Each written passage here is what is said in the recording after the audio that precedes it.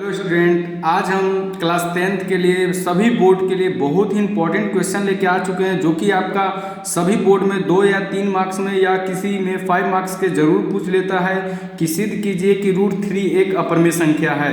यदि इस क्वेश्चन को कर लेते हैं अभी नहीं तो कभी नहीं कर पाइएगा। ये बहुत ही ईजी मेथड से करेंगे, इसको बहुत ही जल्दी सॉल्व कर लीजिएगा। आप एक बार कर लीजिएगा तो आप √3, √7, √5 सब कर लीजिएगा। A to Z क्वेश्चन कर लीजिएगा सिद्ध करने के लिए। तो चलिए इस क्वेश्चन को स्टार्ट करते हैं बहुत ही इजी मेथड से और बहुत ही बेस्ट मेथड।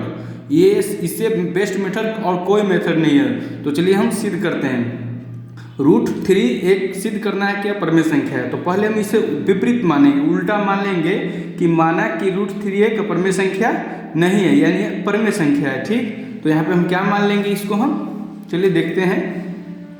यहाँ पे मानेंगे, चलिए यहाँ पे सॉल्व करते हैं। माना विपरीत मान लेंगे, माना कि √3 एक परिमेय संख्या है। ठीक, विपरीत मान लिए कि माना कि √3 एक परिमेय संख्या है। ठीक, विपरीत मान लिए। ठीक, तो यानी कि परिमेय संख्या है, यानी कि √3 जो है p/q के रूप में लिख सकते हैं। ठीक, √3 को माने कि ये परिमेय संख्या है तो √3 को p/q के रूप में लिख सकते हैं। ठीक, यदि p/q के रूप में लिख सकते हैं, यदि ये परिमेय संख्या है तो q नॉट इक्वल टू 0 होना चाहिए। क्या? q नॉट इक्वल टू 0 होना चाहिए। और तथा और क्या होना चाहिए? तथा जो हमारा p और q है वो सअभाज्य होना चाहिए। क्या होना चाहिए? p और q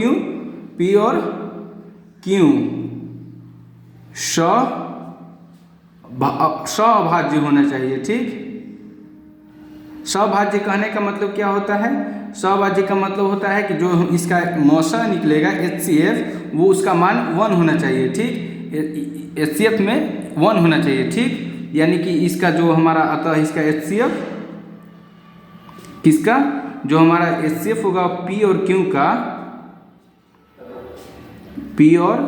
Q का उसका क्या होना चाहिए? 1 होना चाहिए। यदि कोई परिमेय संख्या है तो उसका P और Q का HCF 1 होना चाहिए। ठीक, यदि HCF 1 होगा तो हम साबित कर देंगे कि ये परिमेय संख्या है। HCF नहीं 1 होगा तो हम साबित कर देंगे कि अपरिमेय संख्या है। चलिए आगे बढ़ते हैं। इसके नीचे 1 छिपा हुआ है। ठीक, तो क्रॉस मल्टीप्लाई करेंगे तो क्या हो जाएगा? P में 1 से करेंगे तो P इक्वल टू √3 में करेंगे Q से तो √3Q। ठीक, √3Q हो जाएगा। ठीक, चलिए अब आगे देखते हैं। दोनों तरफ वर्ग करेंगे तो √3 कैंसिल हो जाएगा। ठीक, तो दोनों तरफ स्क्वायर करने पर, स्क्वायरिंग बोथ साइड, दोनों तरफ वर्ग करने पर, ठीक, दोनों तरफ चलिए वर्ग करते हैं। तो वर्ग करेंगे तो ये क्या हो जाएगा? p से p² हो जाएगा और ये क्या हो जाएगा? √3 पर स्क्वायर जाएगा, √3Q पर स्क्वायर जाएगा। ठीक, तो ये क्या हो जाएगा? p² का p² और ये √3 से स्क्वायर कैंसिल हो जाएगा, स्क्वायर से रूट कैंसिल हो जाएगा तो 3 हो जाएगा और ये Q² हो जाएगा। ठीक, इतना हो जाएगा। चलिए आगे बढ़ते हैं। ठीक, फिर इसके बाद हम क्या इसको समीकरण 1 मान लेंगे, समीकरण 1 मान लेंगे। ठीक, यहाँ पे देख सकते हैं कि जो हमारा p² है, चूंकि p² यहाँ पे देख सकते हैं कि ये इसका गुणनखंड है, 3 और Q² का गुणनखंड है। तो 3 से p² कैंसिल हो जाएगा, 3 से p² कैंसिल होगा। यहाँ लिख सकते हैं कि p² 3 से विभाज्य है, 3 से विभाज्य है, विभाज्य है या विभाजित है, विभाजित है। ठीक, ये इसका गुणनखंड है तो ये विभाजित होगा ही। ठीक, तो ये विभाजित है तो इसलिए p भी विभाजित हो जाएगा, चूंकि और यहाँ p, इसलिए p भी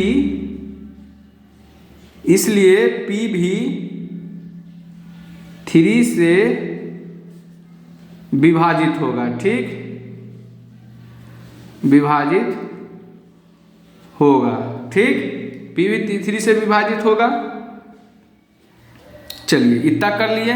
यहाँ देखें कि P जो है हमारा 3 से विभाजित है, ठीक, p जो हमारा है 3 से क्या है, विभाजित है। ठीक, तो चलिए अब हम आगे बढ़ते हैं। यहाँ पे देखते हैं कि जो हमारा p था उसके लिए p ले लेते हैं और बराबर में 3 था तो 3, और q के जगह कोई अदर संख्या मान लेंगे, किसी और को मान लीजिए, r मान लीजिए, a मान लीजिए, कोई मान सकते हैं। ठीक, ये ले लिए। ठीक, इसको भी दोनों तरफ वर्ग करेंगे, ये प्रोसेस है हमारा, ठीक, सिद्ध करने का, दोनों तरफ वर्ग करने पर। ठीक, तो चलिए हम दोनों तरफ वर्ग करते हैं। ये क्या हो जाएगा, p² हो जाएगा और ये हो जाएगा 3r का स्क्वायर, तो ये हो जाएगा p² बराबर 3 3 की 9r²। ठीक, दोनों तरफ वर्ग किए थे। यहाँ देखते हैं p² का मान हम पहले ला चुके थे, p² का मान 3q², का मान 3q², तो यहाँ पे हम p² का मान भर सकते हैं 3q², तो यहाँ लिख देंगे कि p² का मान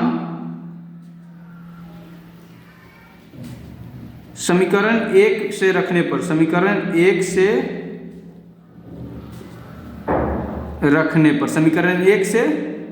पर, ठीक, तो चलिए रखते हैं। क्या है, 3q² बराबर, इधर था 9r², 9 है।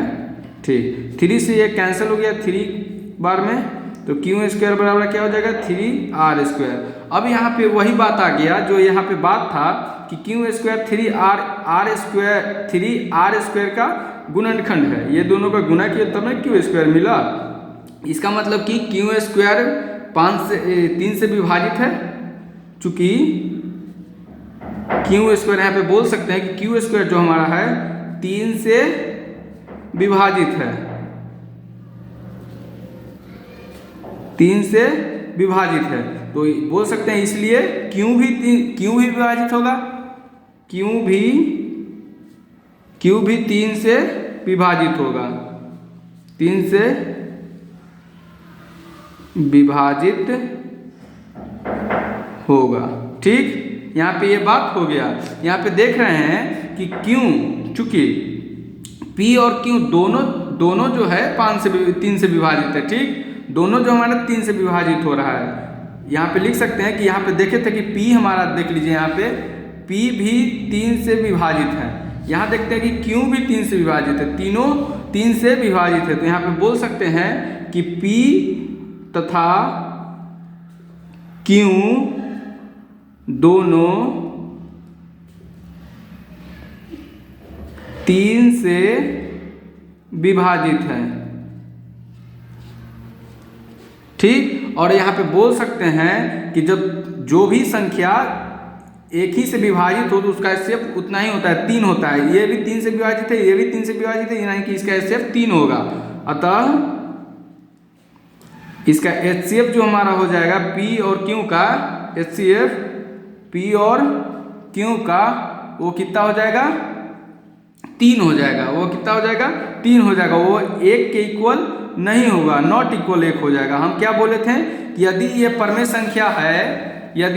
संख्या है, तो उसका HCF क्या होगा, 1 होगा। HCF क्या होगा, 1 होगा यदि ये परमेय संख्या है तब। लेकिन यह इसका HCF तो 1 के इक्वल नहीं हुआ, इसका HCF तो नॉट इक्वल 1 हो गया, यानी कि ये परमेय संख्या नहीं है। फिर से बात समझिए कि यदि ये परमेय संख्या है तो इसका HCF 1 आना चाहिए। ठीक, लेकिन इसका 1 HCF नहीं आ रहा है, इसका 3 आ रहा है HCF। ठीक, इसका HCF 1 के इक्वल नहीं आया, तो यहाँ पे बोल सकते हैं कि हमारी जो अवधारणा था वो विरोधाभास हो गया। ठीक, अतः हमारी अवधारणा गलत है, या हमारी अवधारणा विरोधाभास प्रकट होती है, या हमारा मान्यता गलत है। कुछ भी आप यहाँ पे लैंग्वेज के रूप में लिख सकते हैं। यहाँ पे हम लिख देते हैं कि अतः हमारी अवधारणा